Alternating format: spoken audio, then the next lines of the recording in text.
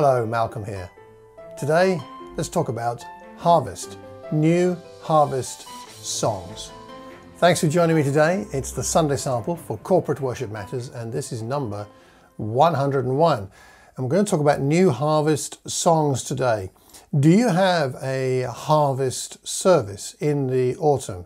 Very traditional thing in this country.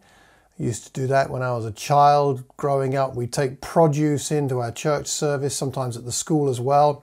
We'd sing traditional harvest songs like All Things Bright and Beautiful.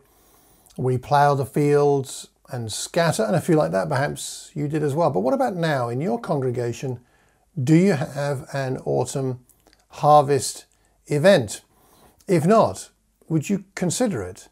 Isn't it a bit of a shame that we might get otherwise a bit disconnected with the creation around us, and in particular where our food comes from, where what we drink comes from? It's not a healthy thing, especially for those of us who live in a very urban environment, to simply, as far as we're concerned, think about the provision of God coming via the local supermarket, and we miss the bigger picture of God as creator of all things, well, bright and beautiful, amazing things. And it's great to celebrate that, and I think it's healthy for us to be reminded and reflect on that side of what God has done for us, that aspect of what he's done. And that's one of the reasons I love our outdoor allotment services in Watford. And maybe if you follow me, you've seen us do these online. You've seen the evidence of that online, as we have a spring allotment service, an outdoor service on Joe's allotment, and an autumn one, which we've just had in September. And in the spring we sow, and in the autumn we reap, we harvest. But you don't have to have an allotment to do that. We've been having a harvest service in the Thames Valley Churches of Christ the last few years in October. We're having one again this year on the, I think it's the 6th. And it's become a really helpful focus for us. We take an annual food bank collection, which of course you can take any time of the year, but we make a focus of it at that October harvest service. And again, it's something that reminds us of God's bounty to us that we can then share with other people. So I think that's a very healthy thing. But one of the things that I've found to be a challenge is that, at least in my tradition where I am, there aren't many songs in my songbook about harvest. And there are a couple we mentioned earlier, like All Things Bright and Beautiful and so on, but they've perhaps got sung quite a lot, and they are a little dated in some ways. What about new songs? Have you got any new songs? Now, I found 2 new songs this year, which I'm going to share with you. I'll mention them here, and I'll put the links in the show notes. And they come via a worship collective called Resound Worship, and I like their music and I like their attitude and approach to worship. You might like to check them out, Resound Worship. There are 2 new songs. The thing about that I particularly like about what they've done here is, apart from the fact that the lyrics I think are excellent and very spiritually healthy and meaningful about harvest, is the other thing I like is that they're new lyrics but set to old tunes, which means that for a congregation and for a worship leader, you don't have to learn a whole new song.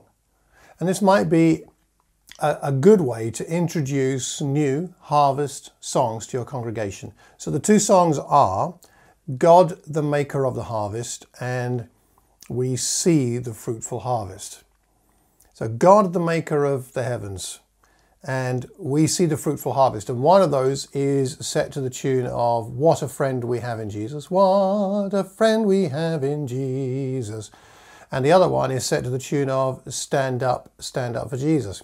Stand up for Jesus, and so on. Songs, tunes at least, that I think pretty much everybody would know, but different lyrics. Both the songs are using familiar tunes. One of them has an added new chorus as well, which is quite nice. But it's a lot less work for the worship leader and the congregation to add new words without new tunes. So I'd like to know what you think about these. Have a listen, check them out, have a look at the links I've posted in the show notes, and tell me if you use them. We have used them already in Watford. We're going to use them in October in Thames Valley. And I've got 2 questions for you this week. The first is, what harvest songs do you use? if you have a harvest service, what harvest songs are you using already? And secondly, and a slightly different point here, but connected to what we're talking about, are there any other songs where you have new lyrics to old tunes, whether it's a harvest theme or not? Have you done that? Do you find it works well? And if you have found it work well, could you let us know which songs you've done that to where you've got new lyrics to an old tune? So if you could post any answers to those two questions, I'd be very grateful. So leave that information wherever you hear or see this recording, and leave the comment that you make publicly so that we can all learn from it, because we learn best when we learn in community. If you know anybody who might benefit from this recording, please pass the link on. Leave us a review if you're watching the YouTube channel, and hit the notification button, subscribe button, and you'll be notified about new videos when they come out. And I hope and pray that between now and the next time we see each other, that you'll have a wonderful time of worship with all of your friends when you gather, and that you will be able to celebrate the harvest that God has given us. Until the next time, take care and God bless.